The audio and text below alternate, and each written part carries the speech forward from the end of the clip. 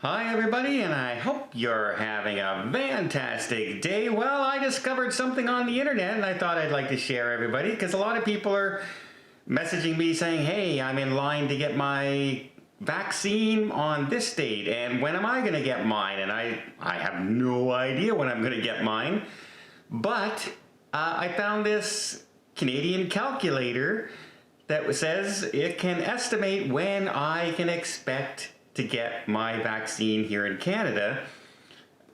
So let's take a quick look at it, see what's going on, see when I think I'm going to get my vaccine. As you all know, I've had a year and a half of chemotherapy, I've had colon cancer, I've had radiation, and I've had 3 different lung surgeries.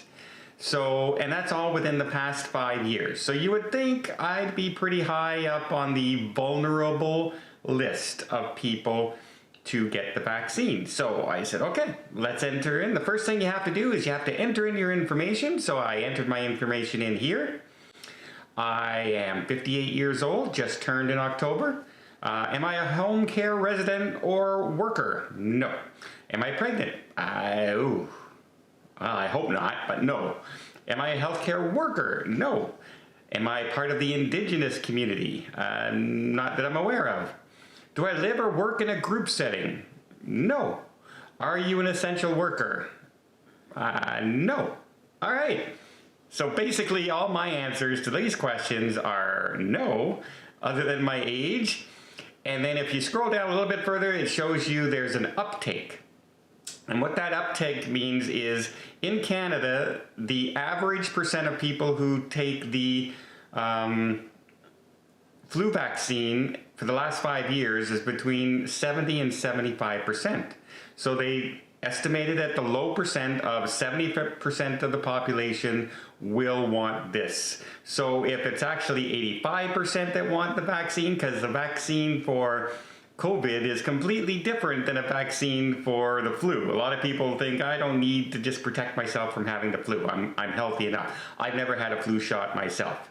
And I rarely ever get cold, but I'm not in the vulnerable for that. When I get to 70, maybe that flu shot will be something I need. So that could be an off number right off the bat. So I go down and it says, based on my profile, you are in stage 3 of the national guidelines for the vaccine rollout. There are between 12 million and 22,400,000 people in front of you in the queue for the COVID vaccine across Canada. Well, there's 38 million people in Canada, and this is saying there's between 12 and 22, which is a 10 million people gap, which means this calculator could be off by a minimum of 25%. So it's not an exact date. It's not saying on July 7th you're going to be vaccinated. Okay, so when will I get vaccinated? It says, using these vaccination rates that Canada has said that their goal is, that's a problem. And I'll go into that in a minute. And an uptake of 70%, you should expect to receive about 2 doses of the vaccine and be fully protected by between early July and early September. July, August, September, so 3 months.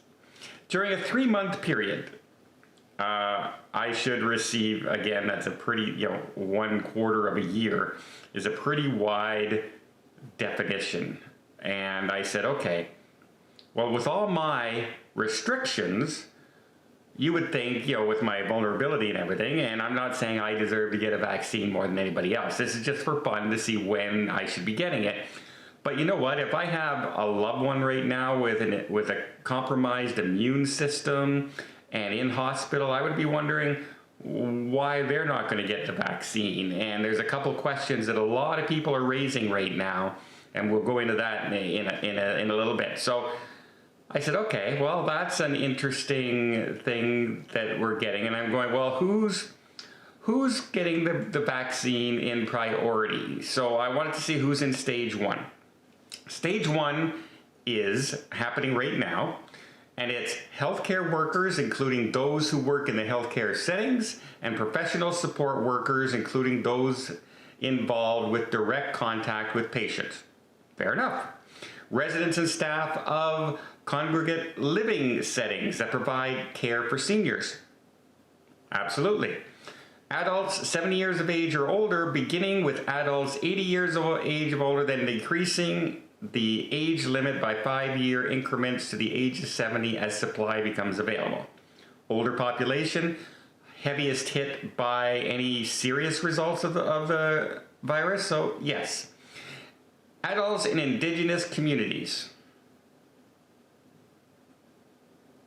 No age limits.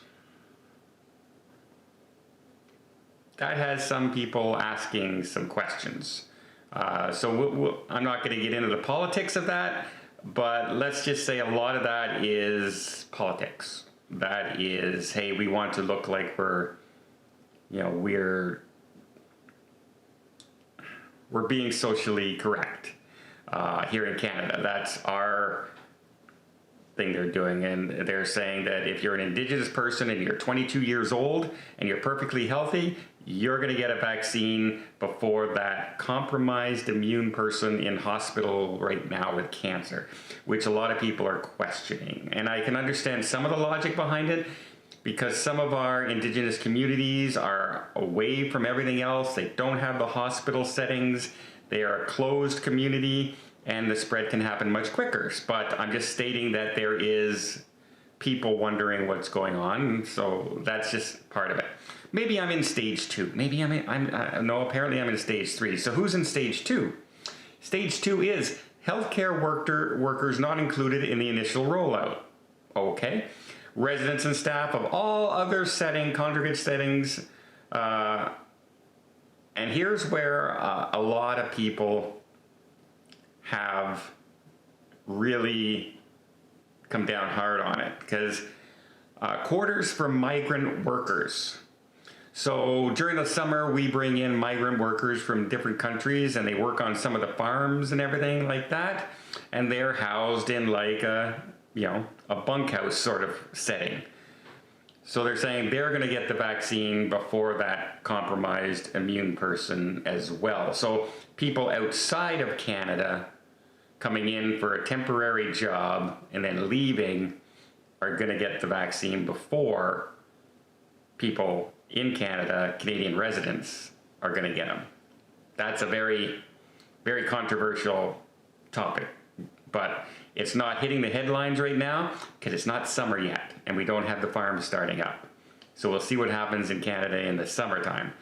Then we have correctional facilities and the homeless shelters. Again, homeless shelters, vulnerable community, okay, can live with that one. Correctional facilities. Correctional facilities, they say, won't be happening until till stage 2, but in Canada, already in 4 prisons, they began inoculating prisoners over the age of 60 in there, which doesn't even go along with their first rollout, which says they're going to start at 80 and work their way down to 70. They're inoculating any prisoners over the age of 60 in these areas. And these are prisoners, a lot of them are on life sentences in some areas, and apparently they will receive also the vaccine before we will get it to the general population community. So you can see where some people are becoming a little, hey, my wife is going in and out of hospital right now receiving chemotherapy, and she's put in line behind a migrant worker coming in to pick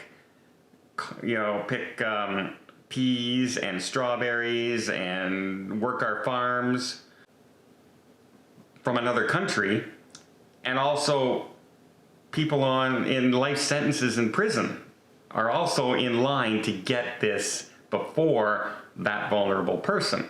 So a lot of people are a little upset with that. So I'm looking at that and I'm going, well, I don't know where they're coming up with some of these things. Why are some of these things before the vulnerable community?